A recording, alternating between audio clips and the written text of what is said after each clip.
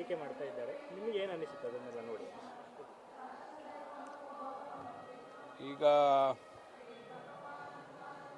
ನಾನು ಕನಕನ ಗುಡಿಯನ್ನು ದುರಸ್ತಿ, ನಮ್ಮ ತಂದೆ ಕಟ್ಟಿದಂಥ ಕನಕನ ಗುಡಿಯನ್ನು ದುರಸ್ತಿ ಮಾಡುವಂಥ ಸಂದರ್ಭದಲ್ಲಿ ಆಗಿರಲಿ, ಅಥವಾ ನಮ್ಮ ಸುಗುಣೇಂದ್ರ ತೀರ್ಥ ಸ್ವಾಮಿಗಳು ಪುತ್ತಿಗೆ ಮಠದವರು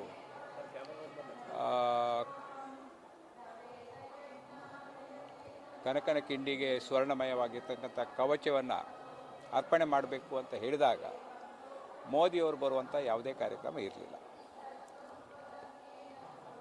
ಇದೆಲ್ಲ ಕೆಲಸ ಶುರು ಆದಮೇಲೆ ಮೋದಿಯವರು ಬರ್ತಾರಂತಾದಾಗ ಸ್ವಾಮೀಜಿಯವರು ಪತ್ರಿಕಾಗೋಷ್ಠಿಯನ್ನು ಕರೆದು ಮೋದಿಯವರಿಂದಲೇ ಅದನ್ನು ಚಿನ್ನದ ಕವಚವನ್ನು ಉದ್ಘಾಟನೆ ಮಾಡಿಸ್ತೀನಿ ಅಂತ ಹೇಳಿದರು. ಮತ್ತು ಕನಕ ಜಯಂತಿ ನವೆಂಬರ್ 8ರಂದು ನಡೆದಂಥ ಕಾರ್ಯಕ್ರಮದಲ್ಲಿ ಕೂಡ ಅದನ್ನು ಘೋಷಣೆ ಮಾಡಿದರು, ಪುನರುಚ್ಚಾರ ಮಾಡಿದರು. ನನಗೆ ಭಾಳ ಸಂತೋಷ ಏನಂದರೆ, ಕನಕನ ಗುಡಿಗೆ ಹೋಗಿ ನಮ್ಮ ತಂದೆ ನಿರ್ಮಿಸಿದಂಥ ಕನಕನ ಪ್ರತಿಮೆಗೆ ಮಾಲಾರ್ಪಣೆ ಮಾಡುವಂಥ ಯೋಚನೆ ಯಾರಲ್ಲೂ ಇರಲಿಲ್ಲ. ಅದು ಕೊನೆ ಗಳಿಗೆಗೆ ಮೋದಿಯವರಿಗೆ ದೇವರೇ ಬುದ್ಧಿ ಕೊಟ್ಟು ಅವರು ಅಲ್ಲಿ ಹೋಗಿ ಕನಕದಾಸರಿಗೆ ಒಂದು ಗೌರವ ಅರ್ಪಣೆ ಮಾಡುವಂಥ ಒಂದು ಕಾರ್ಯಕ್ರಮ ಕೂಡ ನಡೆಯಿತು. ಮತ್ತು ಈ ಸ್ವರ್ಣಮಯವಾದಂಥ ಕವಚದ ಉದ್ಘಾಟನೆ ಕೂಡ ಮೋದಿಯವರಿಂದ ನಡೆಯಿತು. ಸ್ವಾಮೀಜಿಯವರು ಹೇಳಿದಂಥ ಮಾತನ್ನು ಉಳಿಸಿದ್ದಾರೆ. ಈ ಸಂತೋಷದ ಎದುರಿನಲ್ಲಿ ಈ ಸಂತೋಷದ ಒಂದು ತುಲನೆಯನ್ನು ಮಾಡಿದಾಗ ನನಗೆ ನಿನ್ನೆ ಆ ಒಂದು ಪ್ರದೇಶಕ್ಕೆ ಬೇರೆ ಬೇರೆ ಕಾರಣಗಳಿಂದ ನನಗೆ ಅಲ್ಲಿ ಬರಲಿಕ್ಕೆ ಅವಕಾಶ ಸಿಗದಿದ್ದರೂ ಕೂಡ ಕಿಂಚಿತ್ತು ಬೇಸರವಾಗಲಿ, ದುಮ್ಮನಾಗಲಿ, ಅಥವಾ ಒಂದು ರೀತಿಯಲ್ಲಿ ಜಿಗುಪ್ಸೆಯಾಗಲಿ ಮಾಡದೆ ನಾನು ದೂರದಲ್ಲೇ ಟಿ ವಿಯಲ್ಲೇ ನಿಂತು ಮೋದಿಯವರು ಇದನ್ನು ಅರ್ಪಣೆ ಮಾಡುವಂಥ ಒಂದು ಸಂತೋಷದ ಕ್ಷಣಗಳನ್ನು ವೀಕ್ಷಿಸುವಂತಾಗಿದೆ. ಹಾಗಾಗಿ ಯಾರಿಂದ ನನಗೆ ಅಲ್ಲಿ ಪ್ರವೇಶ ನಿಷೇಧಿಸಲ್ಪಟ್ಟಿತು, ಯಾಕೆ ನನಗೆ ಪ್ರವೇಶ ಸಿಗಲಿಲ್ಲ, ಅದೆಲ್ಲ ಕ್ಷುಲ್ಲಕ ವಿಚಾರಗಳು.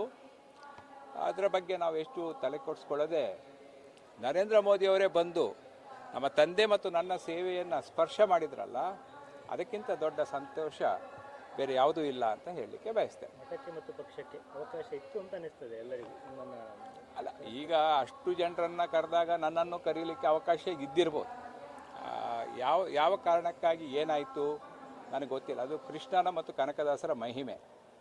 ನಾನು ಮೊನ್ನೆನೇ ಹೇಳಿದ್ದೆ, ಕೃಷ್ಣರ ದೇವರ ಮತ್ತು ಕನಕದಾಸರ ಶಕ್ತಿ ಇದ್ದರೆ ಮೋದಿಯವರು ಬಂದು ಉದ್ಘಾಟಿಸ್ತಾರೆ. ಯಾಕಂದರೆ ಅದು ಕೂಡ ಉದ್ಘಾಟನೆ ಆಗುವ ಸಂದರ್ಭ ಇರಲಿಲ್ಲ, ಕನ್ಫ್ಯೂಷನ್ ಇತ್ತು. ಸೊ ನಾನು ಆವಾಗ ಹೇಳಿದ್ದೆ. ಸೊ ಇದು ಕೂಡ ದೈವೇಚ್ಛೆ ಆಗಿರ್ಬೋದು ಅಂತ ನಾನು ಭಾವಿಸ್ತೇನೆ. ಇದಕ್ಕೆ ನಾನು ಯಾರನ್ನೂ ದೂರಲಿಕ್ಕೆ ಹೋಗೋದಿಲ್ಲ, ದೂಷಿಸಲಿಕ್ಕೆ ಹೋಗೋದಿಲ್ಲ. ನಾನು ಅತ್ಯಂತ ಸಂತೋಷದಲ್ಲಿದ್ದೇನೆ.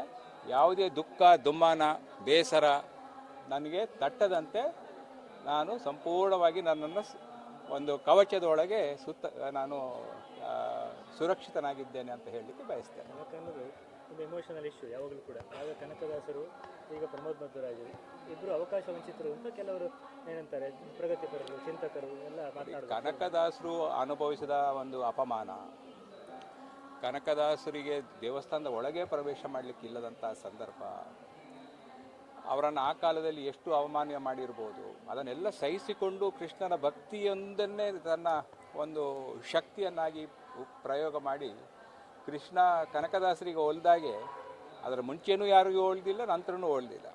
ಸೊ ಅಂಥ ಕನಕದಾಸರ ಭಕ್ತಿ ಮತ್ತು ಶಕ್ತಿಯ ಎದುರಿನಲ್ಲಿ ನಾನು ಕ್ಷುಲ್ಲಕ. ಅವರು ಕನಕದಾಸರು ಸೂರ್ಯ ಆದರೆ ನಾನು ಮಿಂಚುಳ.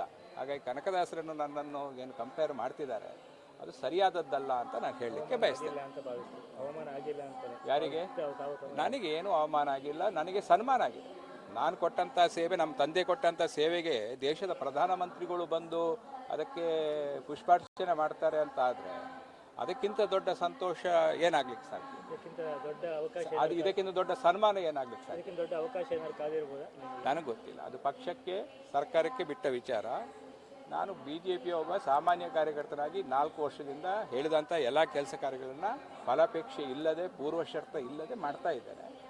ಇನ್ನು ಮುಂದಿಂದು ಶ್ರೀಕೃಷ್ಣ ಮತ್ತು ಕನಕದಾಸರಿಗೆ, ಮುಖ್ಯ ಪ್ರಾಣರಿಗೆ ಬಿಟ್ಟ ವಿಚಾರ. ಪ್ರತಿಯೊಬ್ಬರು ನಾವಲ್ಲ ಅಂತ ಹೇಳ್ತಿದ್ದಾರೆ. ಅವರಾಗೆ ಫೋನ್ ಮಾಡಿ, ನಾನು ಯಾಕೆ ನನ್ನನ್ನು ಕರೆದಿಲ್ಲ ಅಂತ ಯಾರಿಗೂ ಕೇಳಲಿಲ್ಲ.